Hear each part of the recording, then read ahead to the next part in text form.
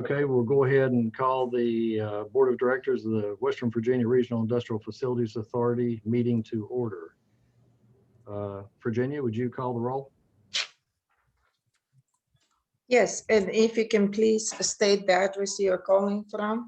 Gary LaRue, Yes, 57 South Center Drive, Daleville, Virginia.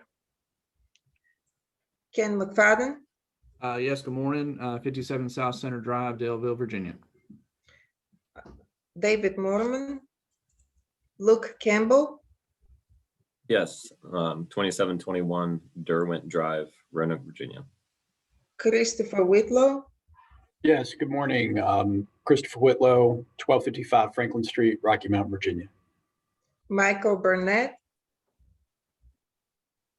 Steve Sandy, Donald Smith, Dan O'Donnell, Yeah, I'm at 5204 Bernard Drive in Roanoke County. Jill Luke, Yes, I'm here, 5204 Bernard Drive.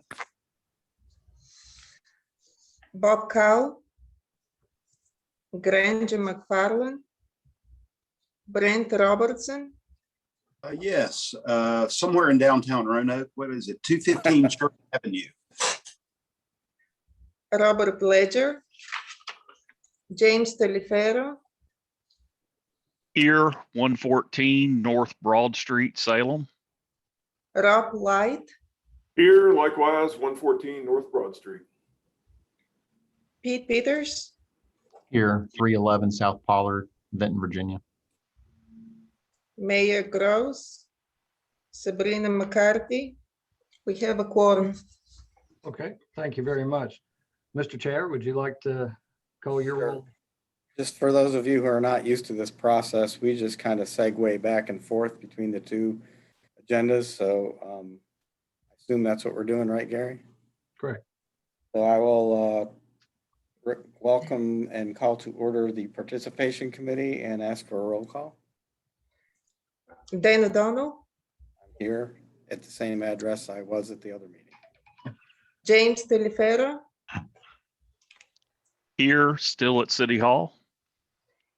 and Bob Cowell, Brent Robertson. Are you participating for Bob today? Yes, I am, if that's allowable for this sort of thing.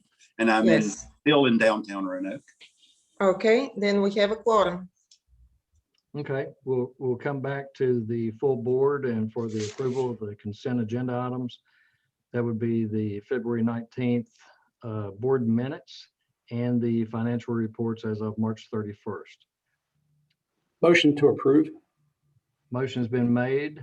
I'll second. A second. Okay, thank you. Motion's been made and properly seconded for the approval of the consent agenda. Any discussion? Hearing none, we'll proceed to vote. All those in favor signify by saying aye. Aye. Do we have to have a roll call, Sam? You're muted, Sam. Yes, Okay, so roll call, Virginia? Gary LaRue, Yes. Ken McFadden, Yes. Christopher Whitlow, Yes. Dan O'Donnell, Yes. Jill Luke, Yes, Brent Robertson, Yes, James Telefero, Yes. Rob Light, Yes. Pete Peters. Yes. Motion passes. Thank you very much. Back to you, Dan.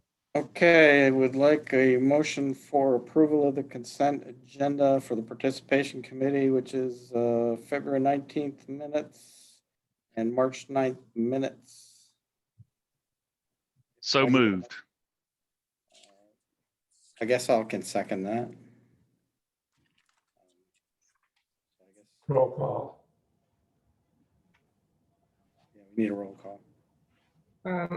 Brent Robertson, yes, James Telefero, Yes.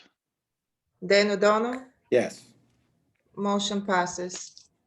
And under the chair's prerogative, the chair would introduce, or would would accept a motion to appoint a temporary chair for the Western Virginia Regional Industrial Facilities Authority for the rest of this board meeting at this time. It's a temporary, so no head swelling there, Dan. I might turn it down.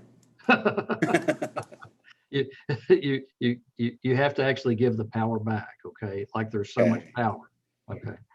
But anyway, the chair would entertain a motion to accept nominations for that appointment. Or Sam, can we just appoint someone, or do we have to actually? You normally do a motion, so get a motion in a second. Okay. So the chair would entertain a motion for the appointment of a temporary chair for the rest of this meeting for the full board. So moved. That would be Dan O'Donnell. Dan O'Donnell. I'll move Dan O'Donnell. Second. I'm really surprised that he actually got a motion and a second. I was going to nominate myself. I'm shocked that actually happened. But anyway, okay, any discussion? And maybe for somebody, I don't know if everyone was in on the call. I've got another appointment I've got to get to, so I'm gonna have to pop off here. So any other discussion? If not, no other discussion, we will go ahead and have a roll call vote. So Virginia? Gary LaRue, Yes. Ken McFadden, Yes. Christopher Whitlow, Yes. Dan O'Donnell, Yes. Jill Loop, Yes. Brent Robertson, I'm thinking. Yes, sorry. It's Friday. James Delifero, Yes. Rob Light, Yes. Yes. Pete Peters. Yes. Motion passes. Okay, Gary, you can go away now if you need to. Okay, that was an invitation, I can tell. But you don't have to. Hey, thank you all for everything. Have a great Friday, okay? Thanks, Gary. Take care. See See you, Sarah Gary. will be a little later, I guess, on the CAO meetings. That's still Right. okay. See you. Bye. 3 Zooms in a row. Bye. Oh, boy. Okay, so I will go open the public comment period. I assume I can do that for both of these organizations at the same time, Sam? Yes, you can. Are there any public comments? Not that I know of. Do we need to wait, Sam, or can we just move forward? Move forward. That's all you need to do. Okay, so there were no public comments, so let's go to the WVRIFA board and have a discussion on the grading project update and potential change order. Dan, just one suggestion. Can we switch the order up and go with participation committee first? And Okay, sure. You do have one item difference on. Okay, so participation committee dues discussion? Is Yeah. that what you're talking about? Yeah, that's exactly. All right. So I'll just start with that. We're going to discuss in a minute a potential change order for the grading project, but wanted to point out that we may soon spend out our initial capital or at least the most largest portion of that. So I've done some work to estimate annual ongoing expenses for the project for Woodhaven Technology Park. The participation agreement spells out the ability to collect participation dues for ongoing maintenance concerns. These types of concerns have been paid to this point out of the original bond issuance and its interest income. So these are just estimates. Dan and Brent and Jay, I would anticipate we wouldn't need to do this until FY23 or maybe 24. And it depends at least partly on additional possible change orders that may arise as we get into other areas of the site. But this is a pretty good estimate, I think, of what we'd be looking at just for annual maintenance of mowing, landscaping maintenance, a little bit of marketing money, for collateral and things on the site, and to provide and to energize our sign. It's a small amount of money for electricity. We have a sign on the site that is lit. So I can, I'm John, is that part of the packet? Because I don't see what you're talking about. it's not part of the packet, no. Okay, then I feel better. Yeah, no. But I wanted to provide this to you guys, just a discussion. It's not an action item at this Yeah. point, I don't think. But just something for you to be aware of, because as we spend out the initial $10 million capital. I think that's great, especially if it's not affecting the fiscal year that my board just approved a week ago Tuesday. Right, no, exactly. So a heads up is great. So Yeah, if you'll no, I think if you just forward us what you think the estimates are for our budgeting purposes. Okay. Will do. I appreciate you looking that far ahead. Yeah, absolutely. Yeah, we had discussed last year, just kind of start the discussion in the fall or whatever, but go ahead and lead with us now, so we can, if you're ready, Dan, we can move to the next item. Okay, great. Now we're at the grading. I'm back on the large meeting agenda. Yeah. Grading project update and potential change order. And I imagine Chris Burns is going to explain all that to us. Chris Burns has got a lot to say here for us. So the project currently underway is a grading and clearing project. It's roughly $1.1 million with and Bowman Excavating is our contractor on that. Point of the project is to bring Woodhaven Technology Park to the highest level of readiness and the Virginia Business Ready Sites program. So the clearing is now complete. The trees are down. I think the grubbing is complete. There's a little bit of grinding to be done on the site. There's no more burning at this point. There has been some discovery, I guess you should say, of rock on the site. So Chris, is this illustration good for your purposes? You're muted.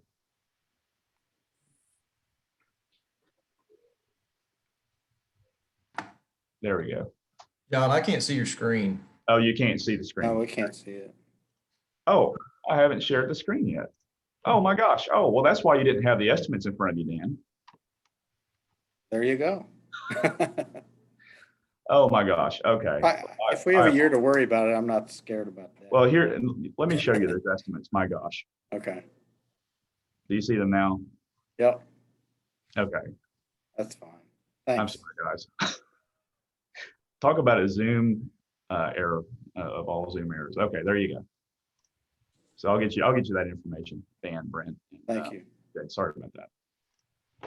So, Chris, is that good? Yeah, that's good. Okay. So as John said, we've encountered some rock on site. And this is just kind of a snapshot of our original grading plan with the areas of rock shown in green. At this point, Bowman's rock driller has just gone out and drilled roughly a 50-foot grid of holes to just do some exploration, see what's out there, see if they hit anything. Obviously they have. And so now we just kind of need to decide what to do about it.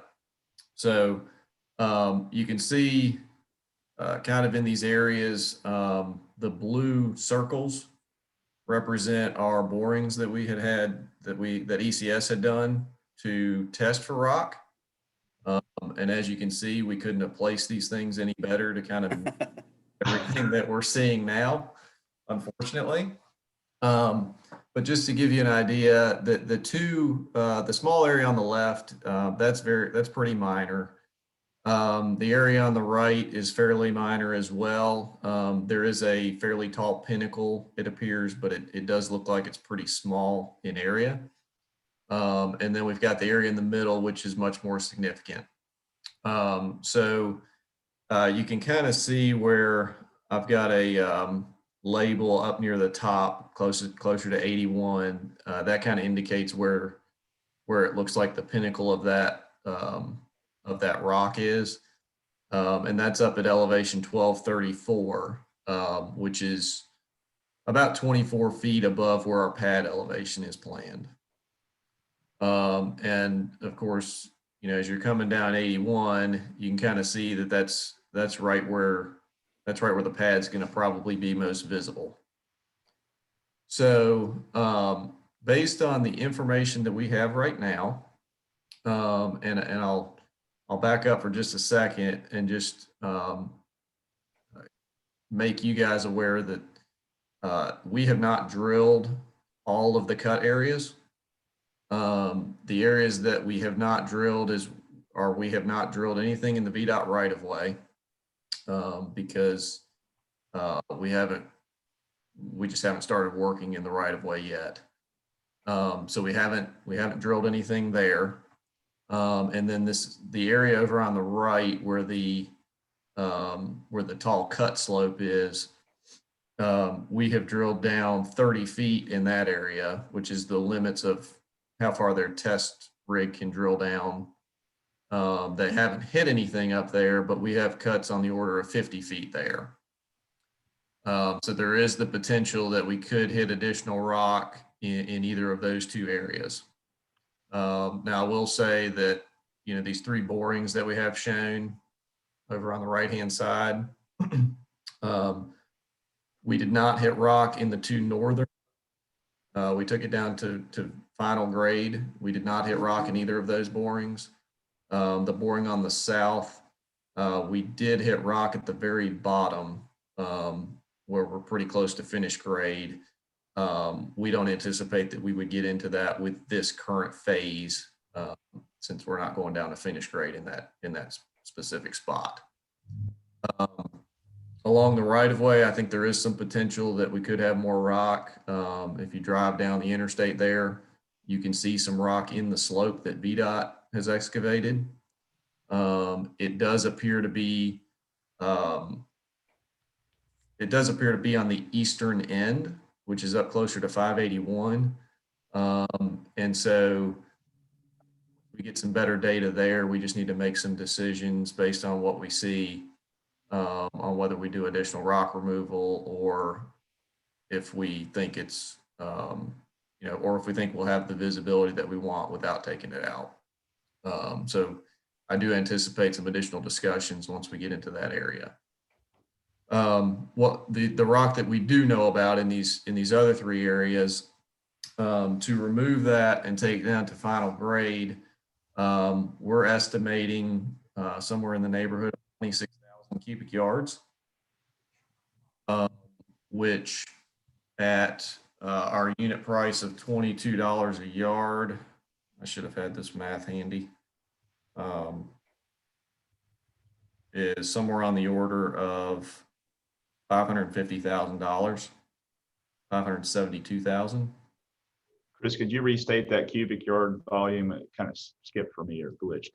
Yeah, 26,000 cubic yards, and that's a rough.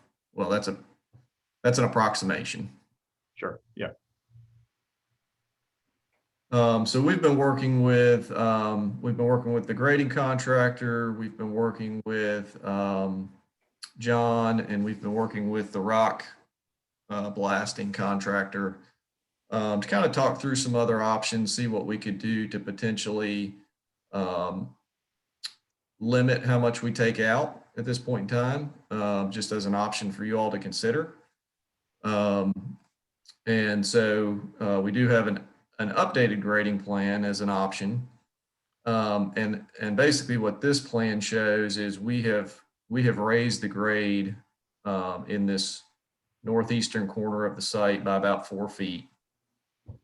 That is probably going to save you about 10,000 yards of rock excavation with this phase, which takes that $570,000 number down to about 350.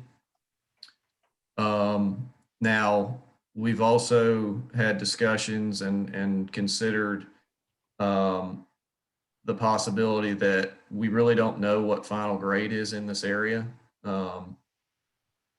We don't know what the site's going to be used for. We don't know what grading may be required here in the future. And so that's one reason why we think it's prudent to limit, to the extent that we can, our rock excavation with this phase. But we also want to make sure in talking with the rock blaster, If we just remove the rock down to finished grade and leave a rock surface in there with no dirt cover on top of it, it's going to make that material much more expensive to remove in the future should that need arise. They cited a couple of examples. Eldor was one of them, where I guess they did some initial blasting, and then after the fact, they had to come in and take out a couple more feet of rock, and it was much more expensive the second time around to do that. And so, you know, that's a consideration regardless of what grade we take this pad down to. If that makes sense. We want to try to avoid leaving a solid rock surface at the surface if we can. And Chris, you know, if I might chime in, it's Sure. not even just leaving a rock surface. You would topsoil it anyway, but it's about having a sufficient amount of cover over the rock at a certain depth. I mean, that's accurate, correct? That's right. Yeah, if there's no cover over this rock other than just some topsoil, it will really limit their ability to do blasting and things that are going to more efficient methods of excavation later on. And so we came up with a solution. Yes, we've got a potential solution. We've talked to ECS, we've talked to the contractors about it, and I think the best solution is that we over drill about 3 feet into the rock and blast below our planned grades. Essentially, we'd break up 3 feet of rock below our finished grade, and that would provide some additional cover should they need to go in later and blast down deeper into the rock. Does that make sense?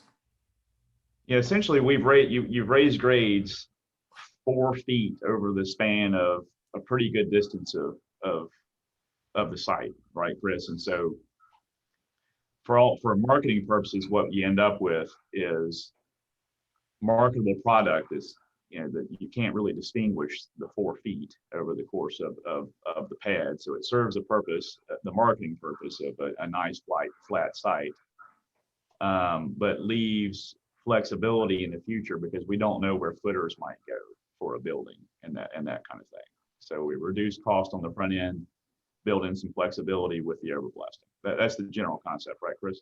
That's right. And the advantage going forward is, you know, we'll have a much better idea of where rock is and we can plan for it.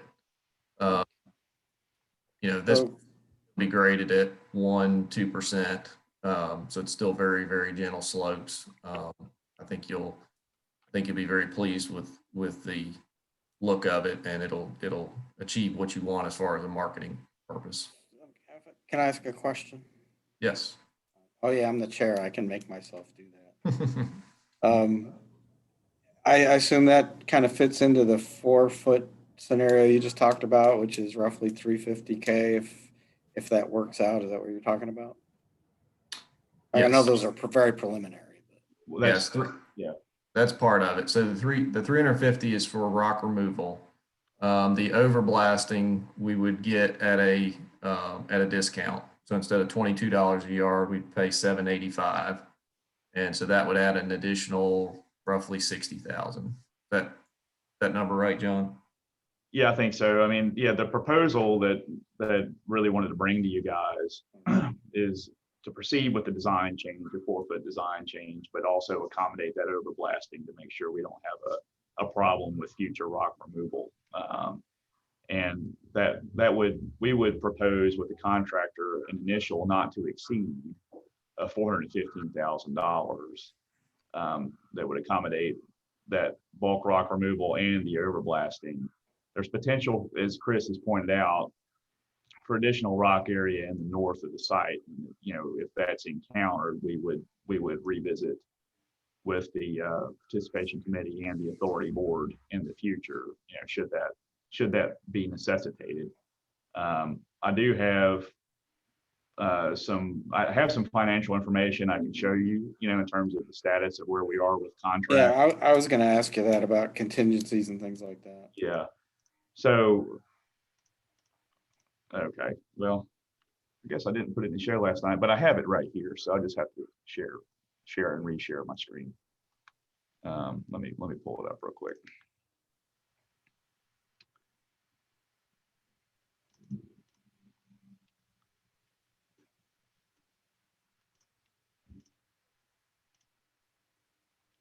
While he's finding that, Chris, the original proposed elevation, did you establish that because you were balancing the site? Yes. Thanks. And the site and this change is still balanced, correct, Chris? That's right. Yeah, we raised the grade in the northeast corner. We lowered in the southwest corner a little bit. So there's a little bit more slope across the pad, but like I said, those are still very gentle slopes. So financially, is the spreadsheet up that we're Yes. looking at? Okay. I always like to confirm we're looking at the same stuff. So essentially, we have 1 million here and 36,000, and some change left, and that accommodates that. The contract left on the Bowman grading is right 905,000. So with all these things spoken for, we've got about $1 million left. We will be collecting on the business ready site grant likely before the end of the fiscal. That's $135,000 coming in. Go Virginia is a little bit hazy right now. They have changed their development guidelines. And so it appears as long as we're actively marketing the site, we may not have to face the eventuality of potential repayment, but our contract has not been modified. So I'm chasing down that issue. But even if eventually, 3 years, we've got 2 more years left on that, on achieving ROI on the Go Virginia agreement. Even without clarity on that issue, we have 971,574 not spoken for. So within the contract, within this project budget, there's no contingency that would go towards this problem. So yeah, we did have a rock contingency in there, and we also had a general contingency. I'll also point out that our original construction estimate was 1.56 million. Yeah. That's without contingencies. Bowman's bid came back at 1.18. So we were well under our estimate there. So and then we had about $250,000 in contingencies built into the budget. So our budget was 1.8, and Bowman's contract is for 1.18. Is that those numbers right, John? no, that's correct, Chris. I mean, there's no contingency in the Bowman contract, right? That's what I was asking. Yeah, rock. There's no accommodation for rock in that contract, but we anticipated spending more on this project, more or less. But outside of their contract, you didn't anticipate another contingency, is what I'm kind of hearing. I don't know that I understood that. Maybe not formally, but there's funds available because there are funds available. So much lower than estimate. Yeah. So, we're attempting now to mitigate obviously the amount we have to spend on rock with the idea that there's probably additional rock to be dealt with in the right of way area. Let me ask about the phasing. Now, this contract, was that for the whole site or just part of the site? We have a 53-acre pad that's designed and mostly permitted. I mean, basically it's permitted with it, to the point of where you hire a contractor. This contract grades 20 acres of the 53-acre pad. The concept, I think, there is that the future user, would finish out the remainder of the pad that is needed for that project, which could be 53 acres or could be marginally more than this. Okay, but this rock is within that site. Yes. Yeah. I was just not sure where it fit into the whole site. The rock is in the pad that Bowman is. Okay. Yes. Yeah, and just to clarify, Dan, we did ask for unit prices for rock. with the bid. So there is a unit price in both Okay. for rock removal. What we'll need to do is negotiate a change order with Bowman that accommodates the overblasting unit cost, and a written agreement on a not to exceed, essentially, is what we're looking at doing. So that would come out of the bottom line of 971, 574. So we'd have 500,000, whatever left. That's correct. I can go ahead and do the math. So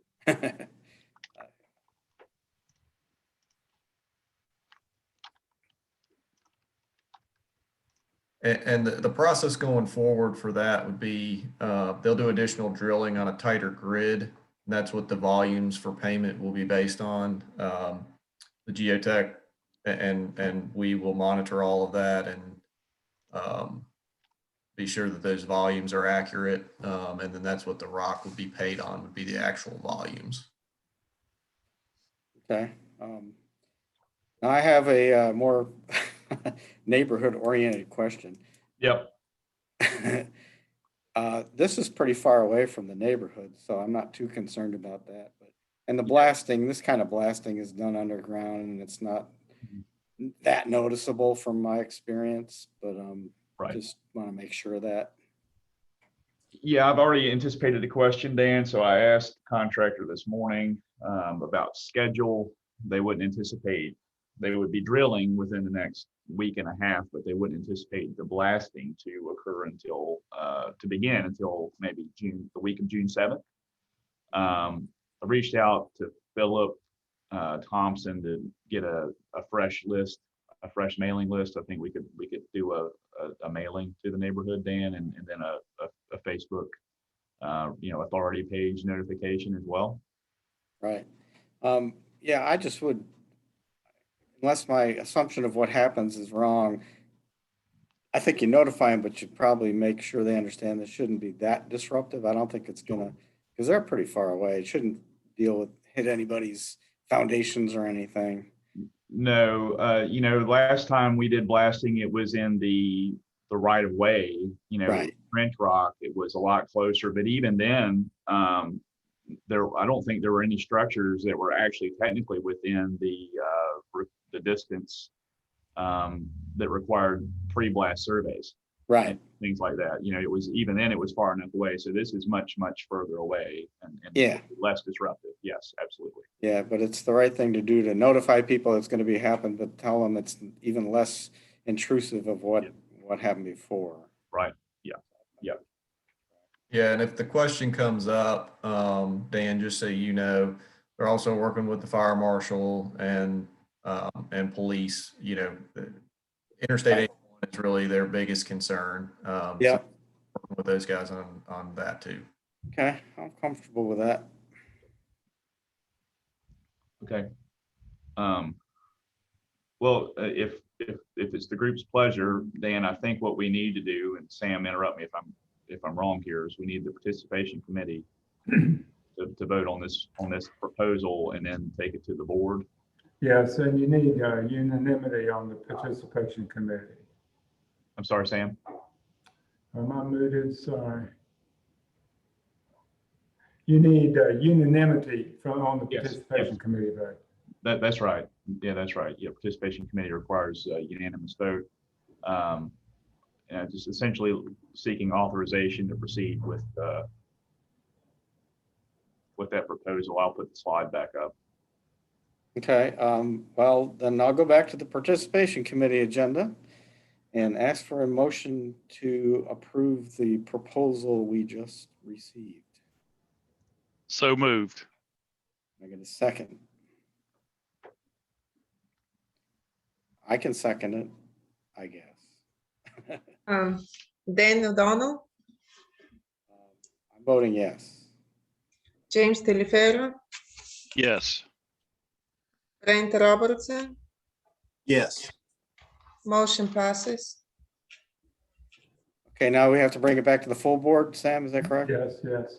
Okay, can I have a motion from the whole RIFA board on approval of the proposal for the So moved. second?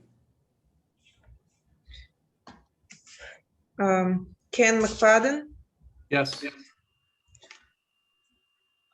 Luke Campbell, Yes. Christopher Whitlow, Yes. Dan O'Donnell, Yes. Jill Loop, yes, Brent Robertson, Yes. James Telefero, Yes. Rob Light, Yes.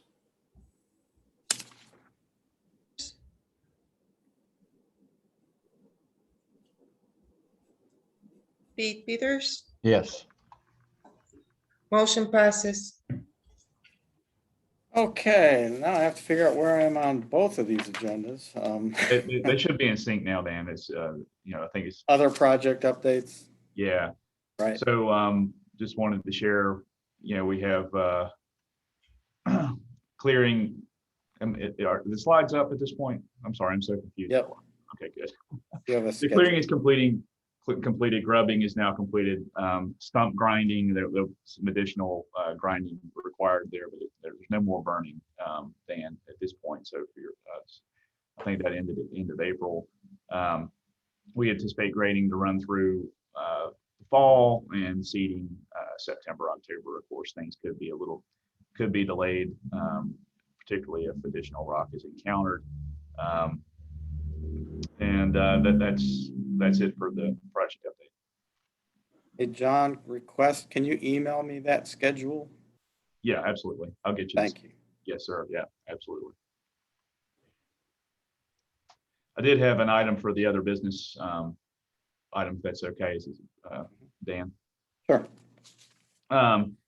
So we were sent our audit engagement letter, Robinson, Farmer, and Cox, which I will include in the minutes and we'll send by email to board members. Sherry wanted to pass along the audit will proceed in July or August timeframe. This is your notice as board members is required by the audit process, typical annual business, and I'll get that letter sent out to you. Okay, anything else, John? Nope, no, sir. Okay, I just want to, under, I guess, other business for both meetings, just kind of notify everybody of something we're thinking of doing. I think we have a phone conference scheduled for John, Joyce, Bob Cowell, me, and Jill, I think, for next week. And like what we're going to talk about is the idea of trying to get the attention of our U.S. senators. We've had a couple meetings with our congressmen, one on site, one not on site, just to make sure that they understand this project is well along and shovel ready should there be some infrastructure money dropping from the sky. So we're going to have that discussion and then try to figure out maybe what the best approach at that is. I just think it's timely to make sure they understand where we are with this project, how important it is. It's probably the regional project that's farthest along, should infrastructure funds become available quickly. So I just want to make sure everybody aware of that. And the idea of bringing, it was Bob Cowell's idea to bring Joyce Wan because he thought probably good to have maybe the private sector in front of this as well as just us government people who always beg for money. So anyway, I just want to make sure everybody's aware we're thinking about doing this. So that's really all I have. Does anybody else have any business for either board? If not, I'd entertain all kinds of motions to adjourn. Or you can just hit the leave button, I guess. Can I just declare this meeting adjourned? Yes, you can. Yes, Okay, you this can. meeting is adjourned. Thank you. Thanks, John. Thank you all. Appreciate it. Thanks, Chris. Thank you. Thank you.